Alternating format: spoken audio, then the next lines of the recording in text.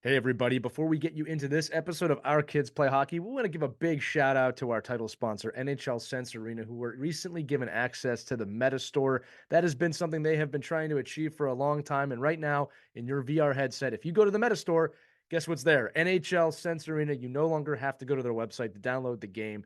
We've said it many times on this show. We love what Sense Arena is able to provide for you, the listener, to your young hockey player in a VR way to experience the game like never before.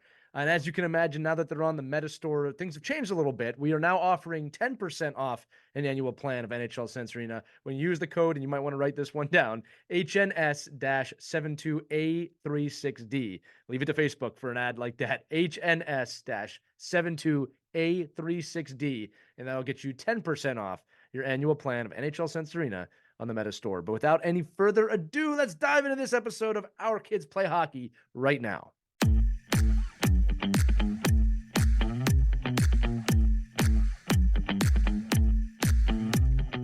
Hi kids, Hockey Mom Christie here, and I want to talk to you about a serious subject. It's about hockey, of course, and when hockey hurts.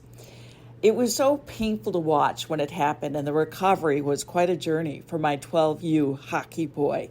His wrist snapped after he flew into the boards, fist first, during a tournament in Niagara Falls. We were far from home. We had to take him to an unfamiliar hospital. We were in an unfamiliar city. It was scary for him. And it was nerve-wracking for us. We didn't know the doctors. We didn't know the steps we had to take or the road that was ahead of us. An x-ray did confirm his wrist was broken. His spirit took a hit too. But he insisted on staying until the end of the tournament. And his teammates, they were awesome. They rallied around him. They even dedicated their victory to him.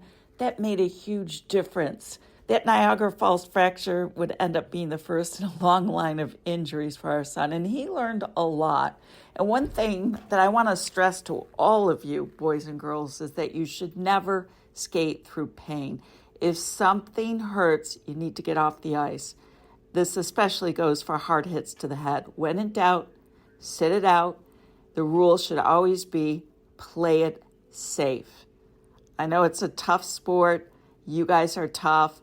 But you really need to pay attention to that. Never play through pain.